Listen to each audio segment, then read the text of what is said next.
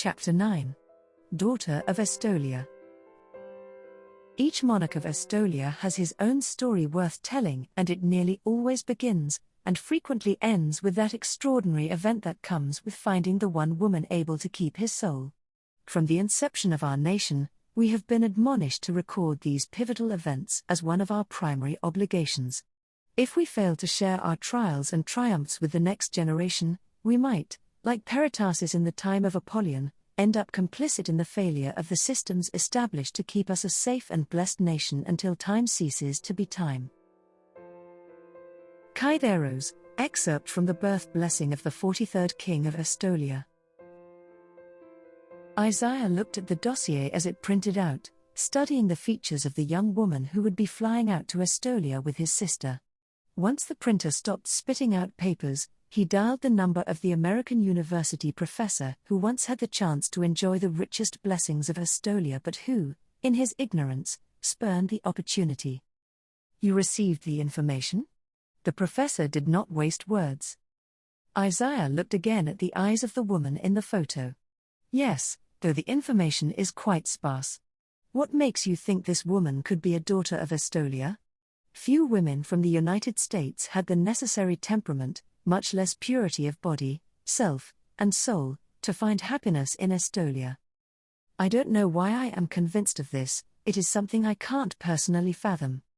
I was having lunch with Cassiopeia, and when I saw Taryn Lilane, I was amazed at the imperative I had to assure she learned of Estolia, and if possible, met with you." The door to Isaiah's office opened and he smiled at his uncle as he entered the room. Isaiah returned his attention to the telephone, yielding up the photograph when his uncle reached for it. "Once I had this feeling that she must learn about Estolia, go there if possible. I thought fate would intervene and keep me from following up on this most extraordinary impulse I've ever had. Before I could even begin to find out who she was, she boarded a bus and was gone." The professor paused before saying, "I was asked the very next day if I would be willing to allow another person to take my exploration of world religions class.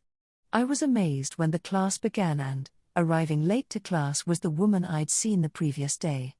Deity was not willing to be denied. I assigned her to research Estolia." "She will travel with Cassiopeia?" "Yes, I was able to convince her to make the journey." Isaiah looked up at his uncle in amazement when he took the phone and spoke into it. "Eduardo, it is Theo. You must tell me about this young woman." Isaiah had seen his uncle in the grip of a vision numerous times. As the keeper, his was a great burden, to see into the hearts of men and women. There was something unique about the young woman they were discussing. While his uncle discussed her, Isaiah looked through the papers that accompanied the photograph. He saw that she lost her parents as a toddler and was raised by an elderly couple who had recently passed on. She was considered extremely gifted based on her standardized test scores, though quite sheltered. During her first term at the university, she took a heavy load of classes and received top marks. This term she had been encouraged to take a slightly lighter load. From what he could tell, she had been raised without any specific religious influence. "We will receive her visit with great delight," Theo said. "If she is, in fact, a true daughter of Estolia, we will expect you to help out on your end." Once he hung up, Theo turned to look at Isaiah. "I have never, as keeper, felt this way about any woman. Even when I met my Kaylee, the touch of deity was not as strong as the certainty I feel within me that this woman is right for you." He took a deep breath before asking, "Are you prepared for this?" Isaiah nodded. He grew up knowing what his duties and obligations were.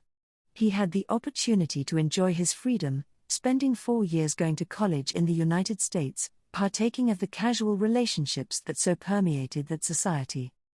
Since he returned to Estolia, those pursuits seemed shallow and meaningless, and he focused his attention on learning everything that would be necessary to pilot his nation through the uncharted waters of an increasingly complex world. His blessing at 18 was specific about the woman he would find to keep his soul. He thought now of the words within it that focused on his romantic future.